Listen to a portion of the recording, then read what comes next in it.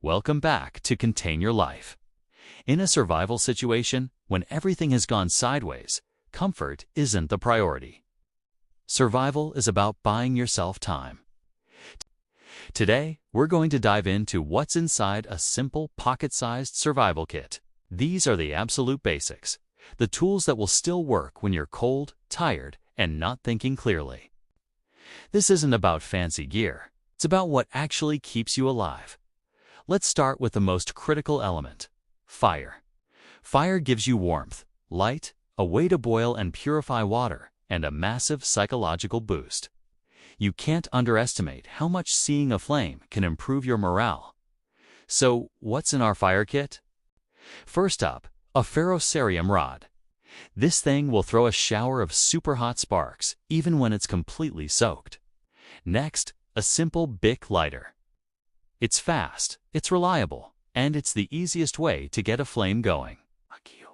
But sparks and flames are useless without something to catch them. That's why we have tinder.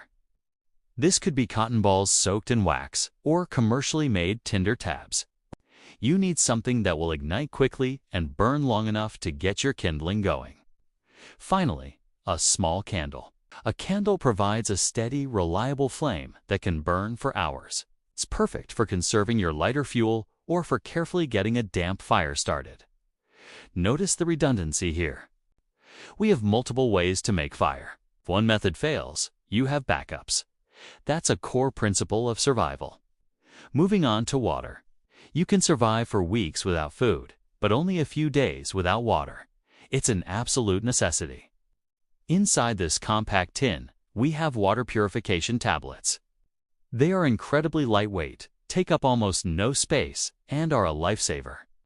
When you find a water source but you can't boil it, these tablets can chemically disinfect it, turning questionable water into something safe to drink. They're not a perfect solution, but in a pinch, they are an essential tool for hydration and staving off waterborne illnesses. Next up, medical. In the outdoors, even a small cut or blister can become a big problem fast if it gets infected. Our medical supplies here are minimalist but crucial. We have some basic pain relief medication. Dealing with a throbbing headache or a sprained ankle is much more manageable when you can take the edge off the pain. We also have antiseptic wipes. Before you put a bandage on anything, you need to clean the wound to reduce the risk of infection. We're not performing surgery here. We're just managing immediate problems and preventing them from getting worse until we can get to proper medical care. Now, let's talk about cutting tools. The ability to cut cordage, prepare tinder, or even improvise other tools is fundamental. In our tin, we have a couple of options. First, a single, heavy-duty razor blade, securely wrapped for safety. It's incredibly sharp and versatile. We also have a very small, folding blade. It's simple, it's sturdy, and it gives you a bit more control than a razor blade for certain tasks. Again, simple, sharp, and reliable are the key features we're looking for.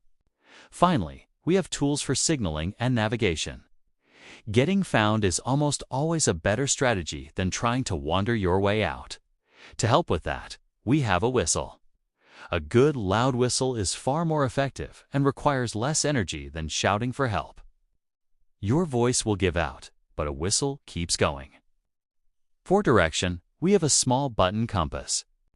It's not for complex land navigation, but it will give you your basic cardinal directions when your phone is dead and you're disoriented.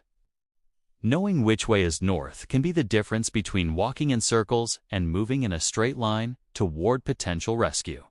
So there you have it. A survival tin isn't designed to make you comfortable. It's designed to give you the tools to stay alive long enough for your situation to improve or for help to arrive. It's a tiny kit with a massive purpose.